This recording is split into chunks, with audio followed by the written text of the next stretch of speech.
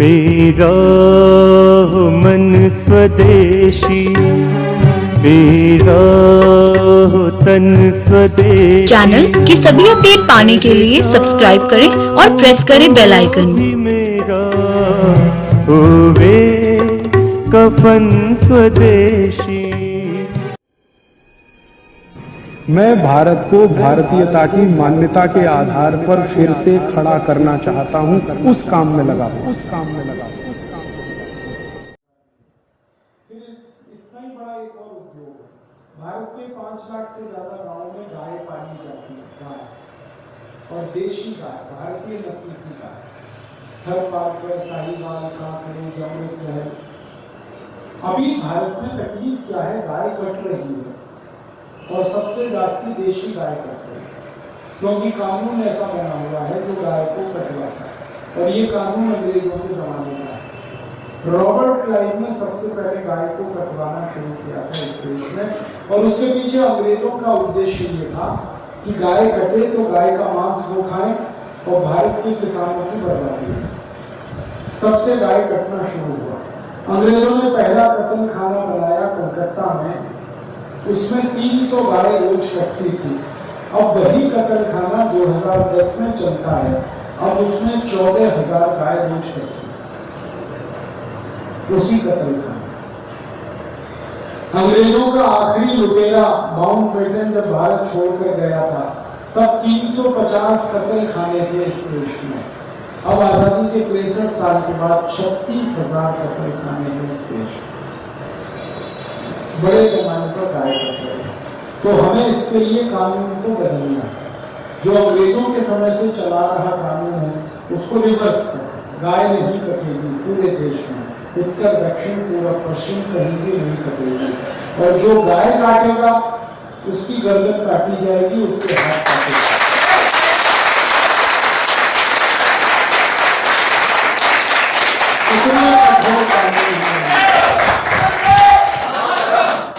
भारत में ऐसे बहुत सारे राजा हुए हैं भूतकाल में, जिनके समय में ये कानून था कि जो गाय काटेगा उसकी गर्दन काटी जाएगी।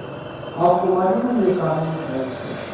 अकबर के समय में ये कानून था, हुमायूं के समय में ये कानून था, औरंगजेब के समय में ये कानून था, बहादुर शाह जफर के समय में ये कानून था, आज भी हो सकता है। जब मुस्लिम राजाओं का राज्य था उस समय ये कानून हो सकता है, आज तो नहीं हो सकता। और गाय तो सभी के लिए उपयोगी है, क्या हिंदू, क्या मुसलमान, क्या ईसाई, क्या पारसी, सब उसका दूध पीते हैं, सबके लिए वो काम में आती है। और दूध ही भी पीते हैं, घी भी खाते हैं, उसके बछड़े खेत के लिए काम में आते हैं, उसका मूत्र औषधि के रूप में काम में आता है, उसका शेर औषधि के रूप में काम में आता है, उसके शरीर से आने वाली एक एक चीज कीमती है। तो ये कानून हमें बदलना, गाय कत्ल बंद कराना पूरे देश में। तो केंद्रीय स्तर पर कानून बनेगा तो राज्य उसको फॉलो करेंगे, और कठोर कानून होगा तो गाय कटना अपने आप बनेगा। जिसको गर्दन कटवानी है वो गाय काटेगा। और ये कानून बना के गाय का कत्ल अगर हमने रोका तो हर साल 10 करोड़ गायों की रक्षा होगी। 10 कोटि गाय कट रही है, लीगल इलीगल, गाय, बछड़े, बैल सब मिला। ये अगर बच जाएंगे हर साल तो क्या होने वाला है, गाय का शेर, गाय का मूत्र बढ़ेगा हमारे पास। वो शेर और मूत्र से हर गांव में औषधि बनाने का, उत्पादन बनाने का हम तंत्र खड़ा करेंगे। वो मूत्र से 48 औषधि बनती है। गाय के शेर से साबुन बनता है, मंजन बनता है, शैम्पू बनता है, धूपबत्ती बनती है, अगरबत्ती बनती है। गाय के शेर से तो अभी टाइल्स बनना शुरू हुए, घर में लगा सकते। गोबर गैस में से गैस निकाल के आप सिलेंडर में भर के गाड़ी चला सकते, बहुत सारा। तो 5 लाख गांव में ये इंडस्ट्री हम शुरू करेंगे, गाय आधारित। इसमें कम से कम 20 कोटि लोगों को रोजगार मिलेगा। फिर ऐसे ही एक तीसरी इंडस्ट्री हर गांव में लानी है। भारत में आम पैदा होता है 3.5 लाख गांव। आम खा लेते हैं, उसकी तो गुठली है ना, ये बहुत कीमती। आम की गुठली को क्रैश करके जो तेल निकलता है अंतरराष्ट्रीय बाजार में प्रीमियम प्राइस पे बिकता है। तो हम गाँव में करवा सकते हैं, जहाँ जहाँ आम है वहाँ गुठली है, और आम से रस निकाले मैंगो फ्रूटी। आम तो बिकता है 15-20 रुपए किलो, मैंगो फ्रूटी तो बिक जाती है 200-250 रुपए लीटर। तो रस की कीमत मिलेगी, गुठली की भी कीमत मिलेगी। ऐसे ही भारत के 3,50,000 गांव में खड़ूलिन की जो निमोनी है उसको क्रैश करके तेल निकलता है, सारी दुनिया में बिकता है प्रीमियम प्राइस पे बिकता है। क्योंकि जो मॉस्किटो रिपेलेंट है ना, सबसे अच्छा खड़ूलिन के तेल से बनता है। ऐसे 100 उद्योग हर गांव में हम कर सकते, और इन उद्योगों में 10 लाख कोटी रुपए खर्च होगा, और रकम अपने पास 318 लाख कोटी, क्या मुश्किल है, करेंगे। और इन उद्योगों में 65 कोटी लोगों को काम मिलेगा। फिर उसके बाद हमें दूसरा काम करना है, सभी गांव भारत में 24 तास उनको करंट मिलना चाहिए। 24 तास जो मुंबई को मिल सकता है वो सब गांव को क्यों नहीं मिलना चाहिए? मुंबई में मरीन ड्राइव एरिया में नरीमन पॉइंट में कभी करंट नहीं जाता, 1 मिनट के लिए। क्यों नहीं जाता? वहां देवता रहते हैं क्या? और हम सब दैत्य हैं क्या? राक्षस हैं? सारे देश के नागरिक एक हैं। संविधान ने सभी देश के नागरिकों को बराबर बनाए रखा है, तो मुंबई के लोग विशेष और गांव में करंट नहीं, ये कैसे होगा? अगर करंट होगा तो सबको होगा, नहीं तो किसी को नहीं होगा। हमने इसकी योजना बनाई कि 24 तास करंट अगर है सभी गांवों को, तो 1 लाख मेगावाट करंट चाहिए पर आवर, और अभी हमारे पास कमी है। तो हम 1 लाख मेगावाट करंट पैदा करने के लिए काम करेंगे, कोशिश करेंगे। 1 मेगावाट करंट बनाने में 4 कोटी का खर्चा है, 1 लाख मेगावाट बनाने में 4 लाख कोटी खर्चा, और रकम 318 लाख कोटी है। क्या प्रॉब्लम है? करेंगे, लेकिन खाली पैसे में काम बनता है क्या? हाँ, कुछ काम तो बनेंगे। फिर एक काम और करना है, सभी गांवों को सड़क देनी है 7 लाख कोटी में। फिर 12 लाख कोटी खर्च करेंगे तो सब गांवों को स्कूल, हॉस्पिटल। फिर 15 लाख कोटी खर्च करें तो पीने का पानी सभी को, और शेत के लिए पानी सभी को। मैंने 50 लाख कोटी का कुल खर्च करें तो हर गांव को सब सुख सुविधाएं मिलेंगी, और गांव अपने पैरों पे खड़े हो जाएंगे। गांव एक बार खड़े हुए तो शहरों में जो आबादी आ गई है गांव छोड़कर, ये वापस अब गांव में जाएंगे, क्योंकि रोजगार इनको अपने ही गांव में मिलेगा। तो शहर थोड़े हल्के होंगे।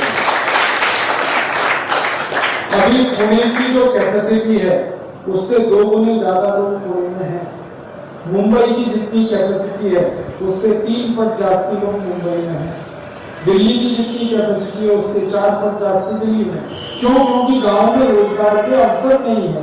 आप गांव रोजगार शुरू करा दो, उद्योग लगा दो, ये सब वापस चले जाएंगे, तो शहर भी ठीक हो जाएंगे, गांव भी बेहतर हो जाएंगे। उसके बाद हमारी योजना है कि आगे शहरों का अगर विकास करना है तो उसके लिए हम ये करने वाले हैं कि 50 लाख कोटी में तो गांव बन गए सारे, अब हमारे पास बचेगा करीब 270 लाख कोटी, 268 लाख कोटी। उसको बैंक में जमा करें भारत माता के नाम से फिक्स डिपॉजिट, तो उसका ब्याज आएगा 26 लाख कोटी, और उसके ब्याज को 5 साल इकट्ठा करें तो सब शहरों के विकास का काम हो जाएगा। 6 साल के बाद क्या करें 26 लाख कोटी का, ये प्रश्न है। क्योंकि 5 साल में गांव और शहर सबका विकास है। तो हम लोगों ने तय किया है कि हर साल 26 लाख कोटी जो आएगा ब्याज में 6 साल के बाद, उसकी मदद से भारत के कुछ पड़ोसी देशों की गरीबी दूर करेंगे, पाकिस्तान को छोड़कर।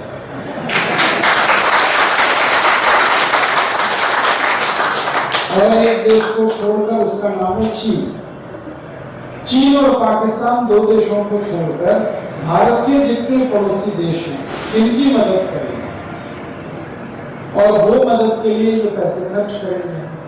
और वो मदद करके अगर कई देशों की गरीबी मिट गई तो वो हमारे दोस्त हो जाएंगे, और इन 70 देशों की मदद से फिर हम चीन और पाकिस्तान से पुराना हिसाब चुकाएगा।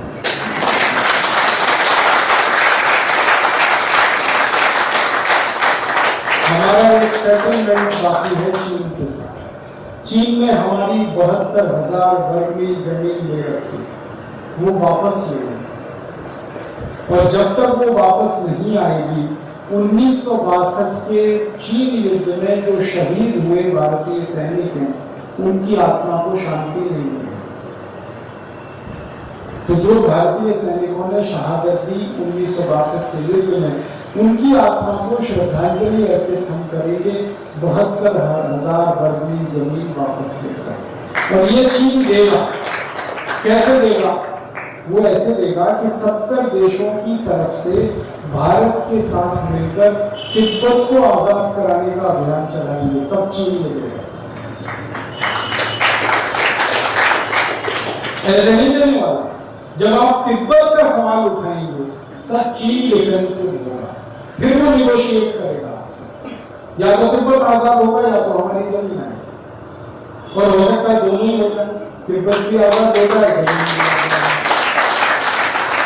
इसके लिए अंतरराष्ट्रीय स्तर पर कुछ हमें प्रयास करने हैं। और वो प्रयास ये करने हैं कि दुनिया में जो देश भारत के नजदीक आ सकते हैं और चीन के खिलाफ हैं, उनका एक अलग से ग्रुप बनाना और उन देशों की मदद करके ये काम करना। और एक बार चीन के साथ हमने सेटलमेंट कर लिया, तो पाकिस्तान को फिर दिल दबा के ही मांगेगा, क्योंकि उसको तो हमने छोड़ दिया। तो मुझे तो ऐसा लग रहा है कि पाकिस्तान तो अगले 3-4 साल में ऐसे ही निपट गया। उसके 3 टुकड़े होने वाले।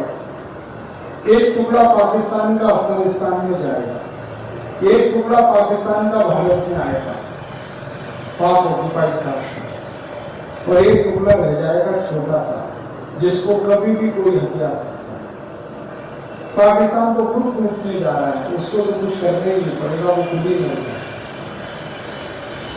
लेकिन हमें एक काम कर देना है, वो ये कि पाकिस्तानी आतंकवादी बार बार भारत में आकर बम ब्लास्ट करते रहे और हम खामोश बैठे रहे, ये नहीं होगा। अहिंसा का मतलब कायरता नहीं होती, और अहिंसा का मतलब अपनी सुरक्षा ना करें, ये भी नहीं। हमें अपनी रक्षा करने का अधिकार है, और अपनी रक्षा में उन सब स्थानों को ध्वस्त करने का अधिकार है जहां से आतंकवादी भारत में आए। अगर अमेरिका अफगानिस्तान को आकर बमबार्डिंग कर सकता है, ईरान को करने की तैयारी कर रहा है, थोड़े दिन पहले इराक को कर चुका है अपनी सुरक्षा के लिए, तो भारत क्यों नहीं करेगा? हम तो करेंगे अपनी रक्षा। जहां से आतंकवादी तैयार हो रहे हैं, ट्रेनिंग कैंप चल रहा है, उनको तो टारगेट पे ही नहीं पड़ता। और आर्मी को इस बात की एयरफोर्स को छूट देनी पड़ेगी कि आप ये ऑपरेशन करो, क्योंकि आर्मी कई बार कह चुकी है, एयरफोर्स हमारी बार बार कह रही है। ये तो हमारे नपुंसक और कायर नेता है जो परमिशन नहीं दे रहे हैं। हमें इस देश को कायरता के जंजाल से निकालना है। हम अहिंसक हैं लेकिन कायर नहीं। हम दया करुणा प्रेम वाले देश हैं, लेकिन भीरू नहीं, कमजोर। हमारी कमजोरी हमें खत्म करनी है, जो 1962 से चली आ रही है। अब नहीं करेंगे इसको, और अंतरराष्ट्रीय 70 देशों की मदद से ये काम करेंगे। और एक काम हमें करना है कि 70 देश अगर हमारे साथ आते हैं, तो उनके साथ मिलकर अंतरराष्ट्रीय अदालत में इंग्लैंड के खिलाफ एक मुकदमा करना। उन्होंने जो लूटा हुआ धन है हमारे देश से, वो सारा हमें वापस चाहिए ब्याज के साथ। वो भी हमारे साथ, और उसके सारे रिकॉर्ड्स हमने जमा किए हैं। ये सारा रिसर्च इसी काम के लिए किया है पिछले 15 साल, कि क्या क्या लूटा अंग्रेजों ने, उसके सारे रिकॉर्ड्स हम जमा करते रहे चुपचाप। अब हमारे पास 50,000 से ज्यादा रिकॉर्ड्स हैं, दस्तावेज, डॉक्यूमेंट, जिनको अंग्रेज भी नकार नहीं सकते, क्योंकि उनके पार्लियामेंट के डॉक्यूमेंट्स हमारे नहीं होंगी। क्या उन दस्तावेजों को अंतर्राष्ट्रीय अदालत में हम लेके जाएंगे पिटीशन के शेप में और उनसे कहेंगे कि हमें न्याय चाहिए। और अंतर्राष्ट्रीय न्याय का सिद्धांत है कि कोई देश दूसरे को लूट नहीं सकता। जब ये मुकदमा होगा ना तो अंग्रेज चालाकी करेंगे। वो क्या कहेंगे? अंतर्राष्ट्रीय अदालत में कहेंगे कि ये सारा भारत ने हमें गिफ्ट में दिया। यही कहेंगे। तब हम वो डॉक्यूमेंट्स पेश करेंगे कि ये गिफ्ट है या लूट है, इसको अदालत तय करे। अंग्रेजों के कहने से तय नहीं हो जाएगा कि वो गिफ्ट है। कोई अपना घर लुटा के दूसरे को गिफ्ट थोड़ी देता, अपने को गरीब और कंगाल बना के दूसरों को अमीर थोड़ी बनाता है।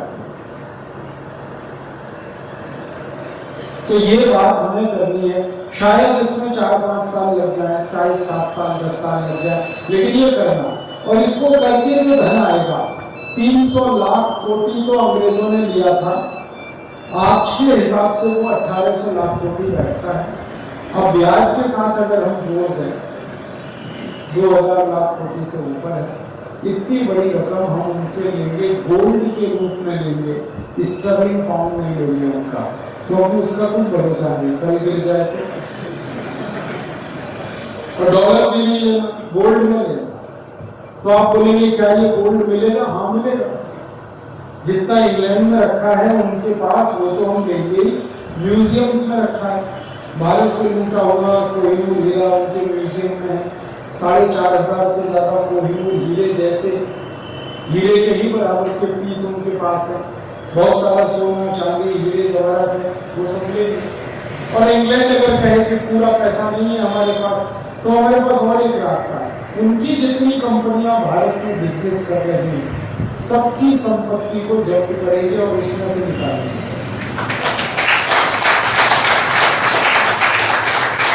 उनकी सबसे बड़ी कंपनी हमारे देश में है हिंदुस्तान लीवर, उस पर हमारी नजर है। पूरे देश में से इसकी संपत्ति को जब्त करें। उनकी एक कंपनी है ब्रुक बॉन्ड, उनकी एक कंपनी है लिप्टन, उनकी एक कंपनी है कैडबरीज।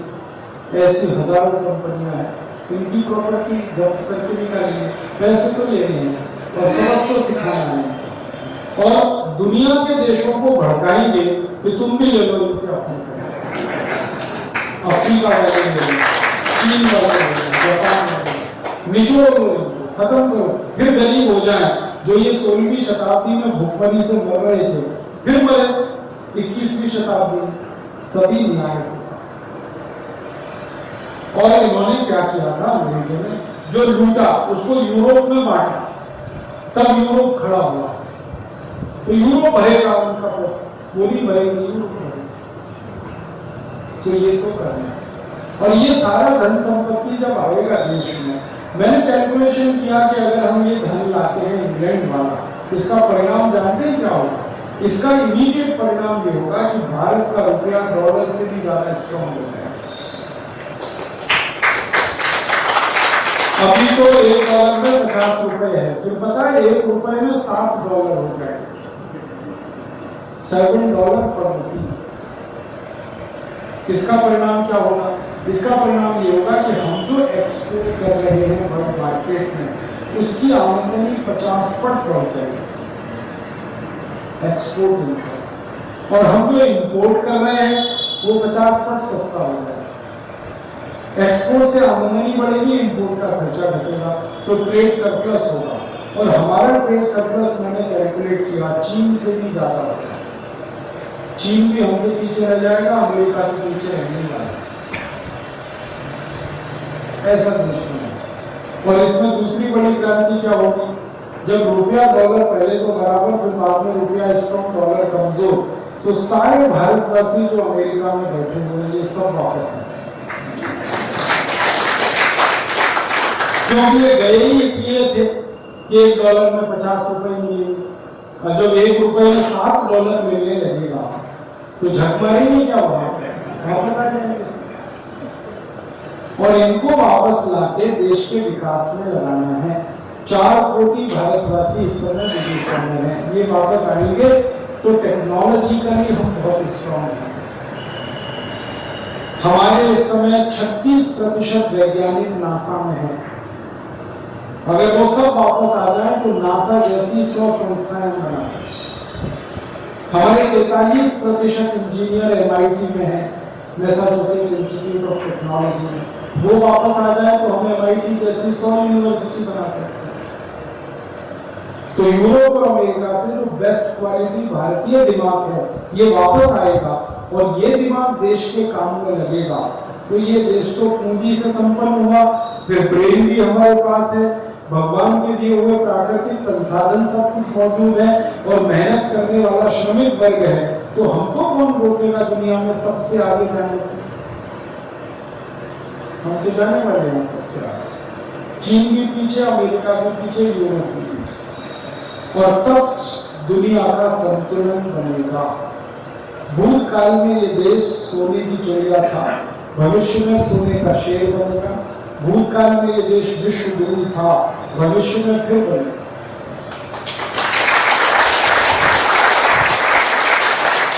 एक जमाना था जब तक्षशिला और नालंदा में पढ़ने के लिए हजारों विदेशी आया करते थे।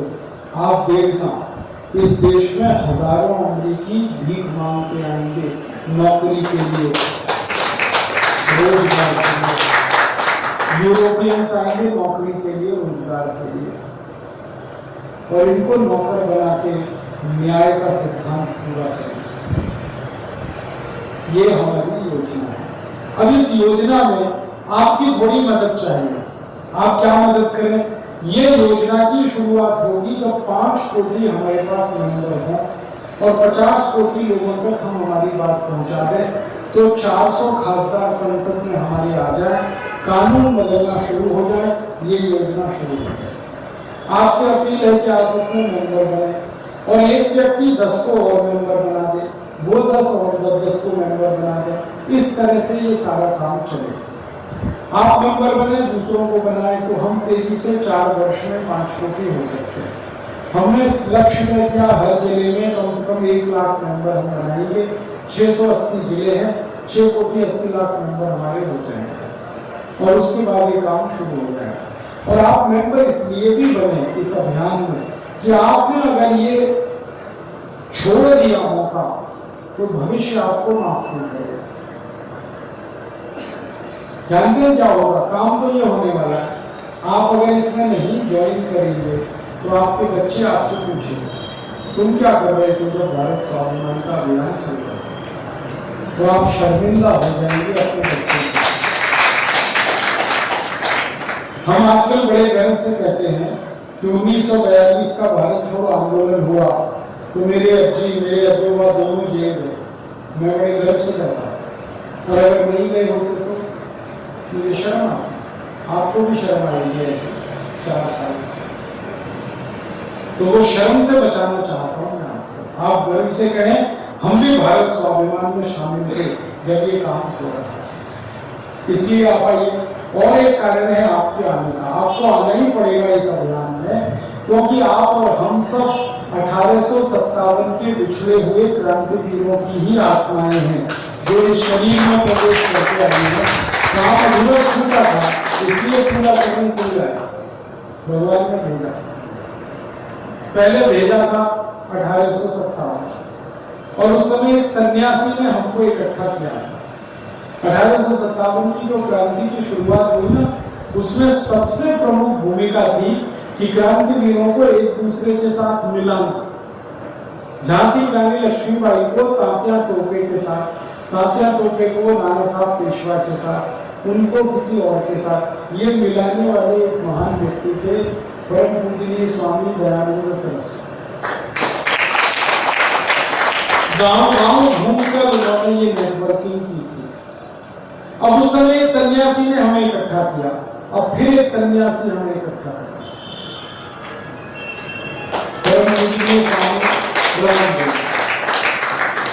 वो सन्यासी जिस परंपरा के थे, ये सन्यासी भी उसी परंपरा। और भारत में ऐसी मान्यता है कि सन्यासी जब संकल्प करते हैं तो भगवान भी वो संकल्प पूरा करते हैं।